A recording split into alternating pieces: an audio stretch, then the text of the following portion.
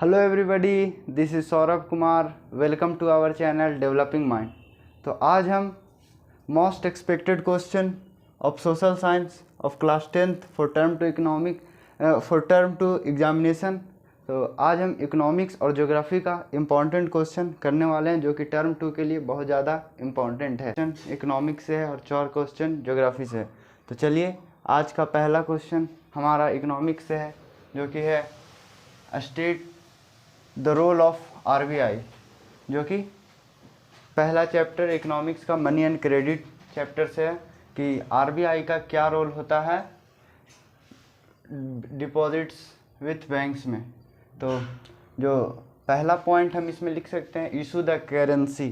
तो हम जैसा कि जानते हैं कि सिर्फ यही एक बैंक होता है जो कि करेंसी इशू करने का पावर होता है और गवर्नमेंट इसी को परमिशन देती है। दूसरा काम लिख सकते हैं, to implement terms and condition required of loans for different bank. Means ये इम्प्लीमेंट करता है डिफरेंट टर्म्स एंड कंडीशन की लोन्स के लिए क्या क्राइटेरिया, क्या कंडीशन होना चाहिए, कोलेट्रल में क्या क्या कोलेट्रल चाहिए, डॉक्यूमेंट चाहिए, इंटरेस्ट रेट कितना देना है, इसी का काम है डिफरेंट बैंक्स को बताना। फिर तीसरा पॉइंट हम लिख सकते हैं, to check all the functioning of different bank. और फिर दूसरे बैंकों का क्या फंक्शनिंग है वो चेक करता है, किसे बैंक सही से लोन दे रहा है कि या फिर सिर्फ अमीर लोगों को ही लोन दे रहा है या फिर गरीब लोग को दे रहा है या नहीं, यही सब चेक करता है आरबीआई। तो ये 3 पॉइंट बेसिक सा हम लिख सकते हैं। अगर 3 मार्क्स का है तो, अगर 5 मार्क्स का है तो 2 पॉइंट और भी ऐड कर सकते हैं। तो दूसरा क्वेश्चन जो भी मनी एंड क्रेडिट चैप्टर से ही है, तो दूसरा क्वेश्चन है, explain loan activity of the bank. Means जो बैंक का जो लोन एक्टिविटी है उसके बारे में। उससे पहले हम आपको एक फिगर समझाना चाहेंगे जो कि आपके एनसीईआरटी में भी दिया हुआ है, और इसे समझ गए तो आप लोन एक्टिविटी भी समझ जाएंगे और फिर ये भी समझ जाएंगे कि बैंक का इनकम कहाँ से आता है। तो सबसे आगे जैसे डिपोजिटर्स 100 रुपया जमा करता है बैंक में, तो ये 100 रुपया गया। और उसके बाद जब ये बोरोवर्स मीन कर्ज लेने वाले लोग आते हैं कि हमें 90 रुपीज़ कर्ज दीजिए, बोरो दीजिए, तो ये तो 90 रुपये बोरो कर देता है, लेकिन इसे कुछ ना कुछ इंटरेस्ट पे, जैसे इसे दिया 30% इंटरेस्ट पे, 30% इंटरेस्ट। तो अगर 30% इंटरेस्ट पे देता है तो फिर इसे चुकाना, जब इस मोड ऑफ रीपेमेंट या फिर रीपे करें, रीपे विथ इंटरेस्ट, तो फिर इसे पे करना पड़ेगा 126 रुपया। तो 126 रुपया, इससे बैंक का कितना प्रॉफिट हो गया, 10 रुपया तो ऑलरेडी जो इधर का जमा था वो तो है ही, वो तो डिपॉजिटर्स का है, और बाकी जमा कितना किया गया 126। तो और टोटल कैलकुलेशन से 136 रुपये हो गए बैंक का। तो बैंक का तो 136 रुपये हो गया, और तो 100 डिपॉजिटर्स का था। लेकिन जब अगर डिपॉजिटर्स चाहता है कि हम बैंक से कुछ पैसा निकालें तो बैंक भी उसे, लेकिन 30% ना देकर वो 15% ही देता है, मीन्स हाफ। या फिर आप जितना terms and condition RBI bank को प्रोवाइड करता है उसी के अनुसार करना पड़ता है। 15% अगर इसे देता है तो फिर इसे 115 रुपया देना पड़ा, लेकिन फिर भी बैंक को 21 रुपया प्रॉफिट हुआ। तो यही 21 रुपया से बैंक का जो इनकम होता है और बैंक का जो मैनेजमेंट होता है, वहाँ जितना एम्प्लॉय होते हैं उसी का पेमेंट होता है। और भी जो अगर हम लोन लेने जाते हैं तो कई जो कंडीशंस है और क्या क्या नीड्स फुलफ़िल करना पड़ता है, जैसे कोलेट्रल का वहाँ पे होना ज़रूरी है, तभी बोरोवर्स को लोन मिल सकता है। डॉक्यूमेंट, फिर पेपर वर्क करना पड़ेगा कि हम कब तक लोन चुकाएंगे, क्या करना पड़ेगा, यही सब करना पड़ता है। फिर मोड ऑफ रीपेमेंट कि मेरा मोड ऑफ रीपेमेंट क्या होगा, फिर इंटरेस्ट रेट कि इंटरेस्ट रेट कितना होगा, जैसे 15% 30% वो बैंक डिसाइड करता है। तो इसी को हम डिटेल में लिख सकते हैं। ये मैं सिर्फ आपको एस्पेक्ट बता दे रहा हूँ और एसेंस बता दे रहा हूँ कि क्वेश्चन का आंसर इसी तरह से आप लिख सकते हैं, आप अपने पॉइंट में बनाकर। तो दूसरा का आंसर यही हुआ समाप्त। अब मैं आशा करता हूँ कि आपको डिपॉजिट्स विथ बैंक भी समझ में आ गया होगा। अब क्वेश्चन नंबर 3 जो है, what are the various ways in which MNC set up और control production in different countries. तो ये क्वेश्चन हम देखें तो इकोनॉमिक्स का ग्लोबलाइजेशन चैप्टर से है। तो क्वेश्चन पूछ रहा है what are the various ways in which MNC set up और control production in different countries. MNC कहे तो मल्टीपल नेशनल कंपनी कैसे अलग अलग देशों में जाकर अपना कंपनी सेटअप करती है और प्रोडक्शन पे कैसे कंट्रोल लाती है। तो पहला हम पॉइंट में लिख सकते हैं by collaboration with companies joint venture. तो जैसे बड़ी बड़ी कंपनी या फिर छोटा कंपनी देश में ऑलरेडी इस्टेब्लिश्ड है तो उनके साथ कोलैबोरेट करती है, मीन्स कुछ ना कुछ पैसा देकर उनके साथ मिल जाती है। जैसे कि आप देखे होंगे महिंद्रा कंपनी और फोर्ड कंपनी दोनों मिलकर की थी कोलैबोरेट, और यही कोलैबोरेशन जो फॉरेन कंट्री और इंडियन कंट्री के साथ, ताकि इससे जो फॉरेन कंट्री अगर और एमएनसी अगर इन्वेस्ट भी करती है तो उसे उतना प्रॉब्लम नहीं होगा जैसे अगर वो डायरेक्टली न्यू कंपनी इंडिया में इस्टेब्लिश्ड हो तो। और दूसरा पॉइंट हम लिख सकते हैं बाय बाइंग लोकल कंपनी, छोटे छोटे कंपनियों को खरीद लेती है। फिर तीसरा पॉइंट में by placing order with small product, और जो स्मॉल प्रोडक्ट जैसे अगर कंपनी को बनाना रहता है तो अलग अलग जगह पे सेटअप करते हैं। जैसे यदि कोई मल्टीनेशनल कंपनी इंडिया में इन्वेस्ट करना चाहती है, इंडिया में आई, तो वो अपना कंपनी अलग अलग देश पे जहाँ पे अवेलेबल हो, जैसे इंडिया में कम्युनिकेशन सिस्टम अच्छा है तो कम्युनिकेशन के लिए इंडिया में रखेगी, और अगर रॉ मटेरियल चाइना में मिल रहा है तो चाइना में एक कंपनी बैठा कर रखेगी, अमेरिका से देख रहे हैं तो वहाँ ट्रांसपोर्ट पे, तो अलग अलग जगह पे रख सकती है। तो ये सब पॉइंट आप ऐड कर सकते हैं इस क्वेश्चन के आंसर में। और जो चौथा क्वेश्चन है वो है access the impact of globalization on India and its people. तो जो ग्लोबलाइजेशन का जो इम्पैक्ट इंडिया पे पड़ा है उसके बारे में लिख सकते हैं। तो आप इसे शुरुआत कर सकते हैं कि basically globalisation has two aspect, और globalisation have both the impact of globalisation is both positive impact and negative impact, means India पे दोनों इम्पैक्ट पड़ा है। तो सबसे आगे हम पॉजिटिव इम्पैक्ट लिखेंगे। पॉजिटिव इम्पैक्ट में क्या किया, तो पहला पॉइंट हम लिख सकते हैं इंक्रीज इन एम्प्लॉयमेंट, मीन्स रोज़गार देने में भी ग्लोबलाइजेशन से बहुत ज़्यादा रोज़गार मिलता है। दूसरा पॉइंट में लिख सकते हैं हाई स्टैंडर्ड ऑफ लिविंग, जब ग्लोबलाइजेशन से जब एक देश दूसरे से कनेक्ट होगा तो वहाँ का, जैसे इंडिया अमेरिका से कनेक्ट हुआ तो वहाँ का स्टैंडर्ड लिविंग उसे देखकर सीखेगा। फिर एडवांस टेक्नोलॉजी, फिर एडवांस टेक्नोलॉजी को भी हम देखेंगे। जैसे इंडिया अगर जापान के साथ कर रहा है तो जापान कितना डेवलप हो चुका है, तो टेक्नोलॉजी के फील्ड में भी डेवलप होता है ग्लोबलाइजेशन के हेल्प से। और फिर देखें एक निगेटिव इम्पैक्ट, निगेटिव दोनों पॉइंट ऐड कर सकते क्योंकि यहाँ पे पार्टिकुलर ये नहीं पूछा कि पॉजिटिव इम्पैक्ट और निगेटिव, तो आप निगेटिव भी लिख सकते हैं। निगेटिव में लिखेंगे it benefits wealthy more than poors, means जो ग्लोबलाइजेशन है ज़्यादातर जो अमीर लोग हैं उन्हें ही फ़ायदा देता है, गरीब लोग को और फ़ायदा तो मिल नहीं रहा। दूसरा पॉइंट में हम लिख सकते हैं it would encourage disease transfer. तो अभी ही लॉकडाउन के समय कोरोना में ही देख ली कि ग्लोबलाइजेशन से डिजीज़ का ट्रांसफ़र भी होता है।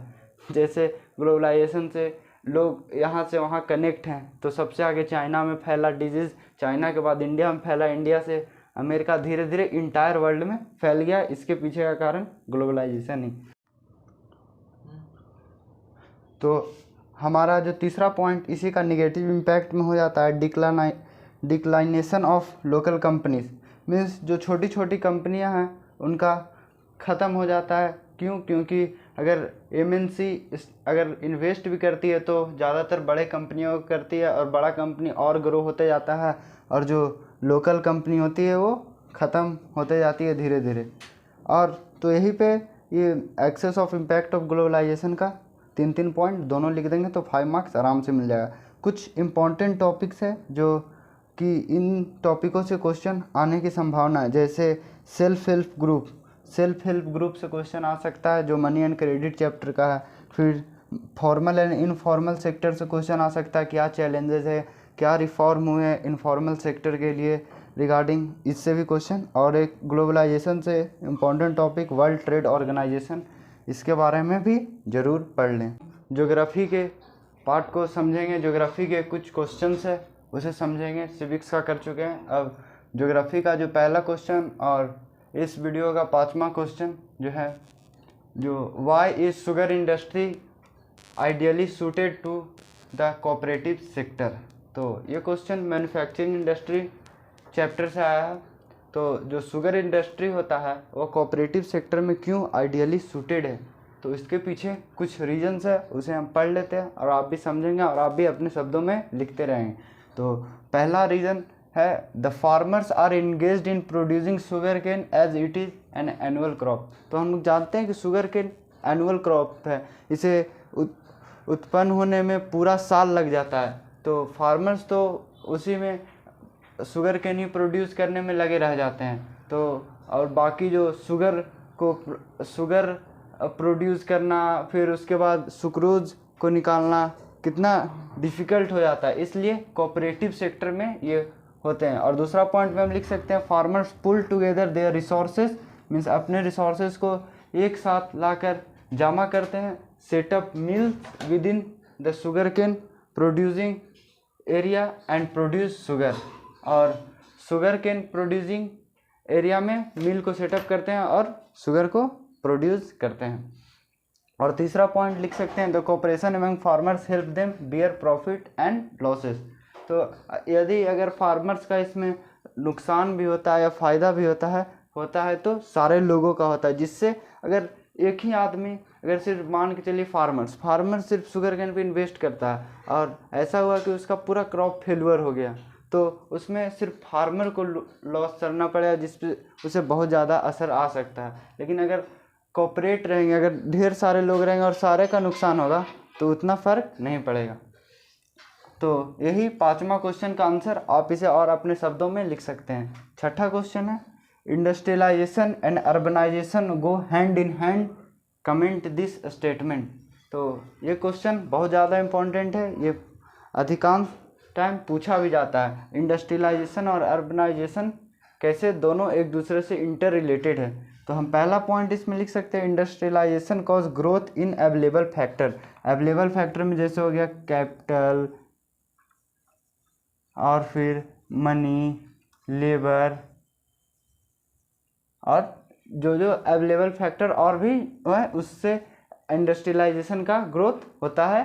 तो cities provide market for industry, यदि वहाँ पे अगर सिटीज़ हो गए तो इंडस्ट्री के लिए मार्केट बनाना आसानी होगा, और यदि वहाँ पे इंडस्ट्री ज़्यादा से ज़्यादा सेटअप होगा तो वहाँ उसको शहरीकरण अर्बनाइजेशन करने में आसानी होगा।